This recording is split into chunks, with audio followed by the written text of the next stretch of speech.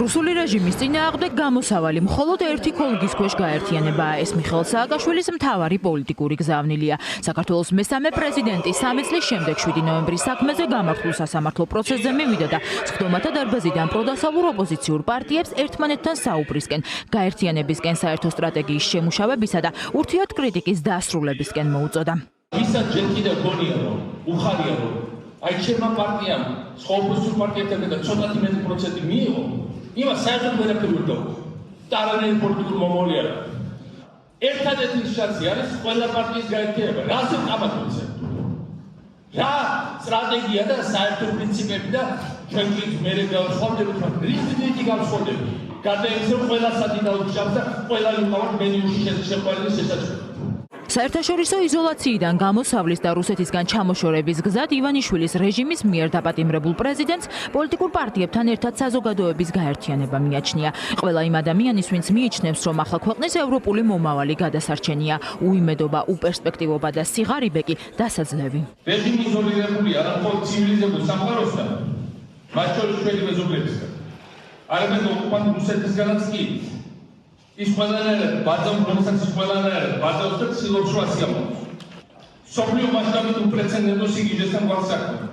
თენიერი ძევლად თავად დაყვანილ ძიმე დაავადებულ სუბიექტს, რომელმაც საკუთარი მთავარი ვეზირი, რომელსაც პრემიერ-მინისტრი უწოდებენ, ციხეში გააცემა.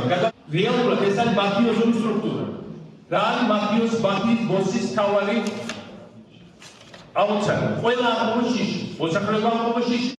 საქართველოს მესამე პრეზიდენტის პარტიაში ამბობენ, რომ ნაციონალური მოძრაობა და მისი ლიდერი ყოველთვის და ყველა არჩევნების წინ სწორედ პროდასავლური ძალების კოორდინაციასა და გაერთიანებაზე საუბრობდა, რის გარეშეც ამ პარტიას რეჟიმის დამარცხება ვერ წარმოუდგენია. თუმცა ოპოზიციურ პარტიაში წითელი ხაზებიც აქვთ. ისინი არ აპირებენ თანამშრომლობას პრორუსულ პოლიტიკურ პარტიებთან და ისეთ ჯგუფებთან, რომლებიც კოორდინაციაში არიან ივანიშვილის რეჟიმთან. პრეზიდენტი სააკაშვილი ძალიან დიდი ხანი საუბრობდა ამაზე და მე მოხარული ვარ, რომ დღეს საზოგადოებამ ჟურნალისტებმა თავად მოისმინეთ მისი სიტყვები, რომელიც მან ეგრეთ წოდებული სასამართლოს სხდომაზე წარმოთქვა, სადაც კიდევ ერთხელ ხაზი გაუსვა იმას, რომ ქვეყნის გადარჩენის, საქართველოს გადარჩენის რეალური და ერთადერთი შანსი არის დემოკრატიული პოლიტიკური ძალების გაერთიანებაში. ნაციონალური მოძრაობის წითელი ხაზები ძალიან ნათელია, პოლიტიკური ორგანიზაციები, ჯგუფები, რომელიც თანამშრომლობენ და კუდი აქვთ გადაბმული ბიძინა ივანიშვილთან და ქოცებთან, ეს არის ერთი ნათელი წითელი ხაზი და მეორე ასევე ძალიან მსხვილი და სერიოზული წითელი ხაზია რუსეთთან მოთანამშრომლე პოლიტიკური ჯგუფები და ორგანიზაციები. 2024 არჩევნების წინას სწორედ ამას ამბობდა ისიც და ჩვენი პარტიაც, რომ უნდა იყოს ერთი ნომერი, ერთი პარტია, ერთი ორგანიზაცია, შედგება თუ არა დიდი ოპოზიციური ერთობა, პროდასავლური ოპოზიციური პარტიები ადასტურებენ იმას, რომ საერთო გეგმებსა და სტრატეგიებზე დახურული შეხვედრები აქტიურად მიმდინარეობს. პარტიები კონსულტაციებს მესამე სექტორთან და სამოქალაქო საზოგადოებასთან ერთად გადიან. მათ რიგებშია კოალიცია ცვლილებისთვის და თავისუფლების მოედანი, რომელიც ყველა მიმდინარე პროტესტის ავანგარდში დგას. პარტიების სამომავლო სტრატეგიაზე საჯაროდ საუბარს ახლო მომავალში გეგმავენ. ივანიშვილის რუსული რეჟიმის წინააღმდეგ ბრძოლა ცალ-ცალკე კი არ უნდა გავმართოთ, ერთად რო უნდა გავმართოთ, ეს ყველა ძალიან კარგად ესმის. ეს კარგად ესმის, რა თქმა უნდა, პროდასავლურ ფლანგზე მყოფ პოლიტიკურ პარტიებსაც და ამის შესახებ არა თუ მხოლოდ ფიქრობთ თუ საუბრობთ, არამედ ამ მიმართულებით აქტიური მუშაობაც მიდის. პირველ ფაზაშია ოპოზიციური პოლიტიკური სპექტრის ერთმანეთთან რაღაც ურთიერთგაგების დაახლოების ეს დინამიკა, ეხლა სწორედ ამ საკითხს უკავშირდება. იქ არის საუბარი მათ შორის ერთმანეთთან ურთიერთქმედების რაღაც პრინციპებზე. ვართ და მონაწილეობთ პრაქტიკულად ყველა იმ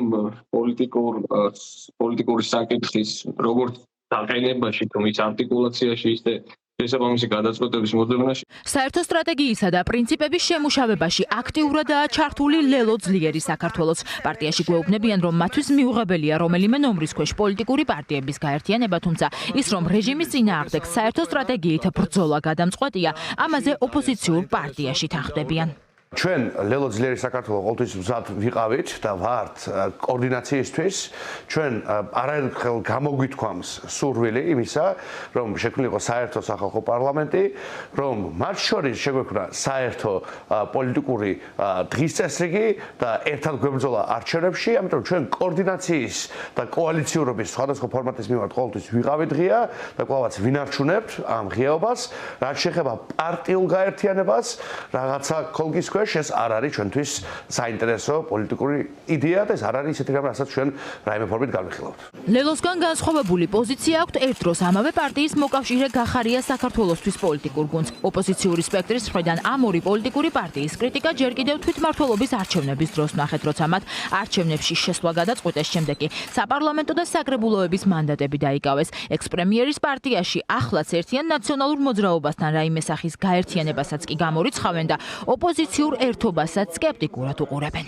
სააკაშვილის ირგვლივ გაერთიანება რომ ოცნების წისქვილზე ასხამს წყალს, მე მგონი ეს რთული მისახვედრი არ არის.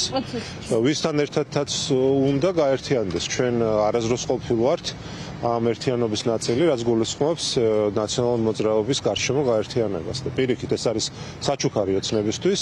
ის რომ ოცნებას ყავდეს ერთიანი ოპოზიცია, ერთი მოწინააღმდეგე ნაციონალური მოძრაობის გარშემო, ამაში თავად ოცნება ხარჯავს ძალიან დიდ რესურსს. ის რომ ოპოზიცია, სამოქალაქო საზოგადოება და მესამე სექტორი ქვეყანაში მიმდინარე პროცესებთან დაკავშირებით აქტიურ კოორდინაციაში არიან, ციხიდან ცოტა ხნის წინ გამოსულმა ზურაბ გირჩ ჯაფარიძემაც დაადასტურა. პოლიტიკოსის თქმით, ახლა მნიშვნელოვანია ხედვა და სტრატეგია, ვის როგორ წარმოუდგენია რეჟიმის დამარცხება, რაზეც საზოგადოებას საჯაროდ ინფორმაცია ოპოზიციონერი პოლიტიკოსების ციხიდან გათავისუფლების შემდეგ დეტალურად მიეწოდება.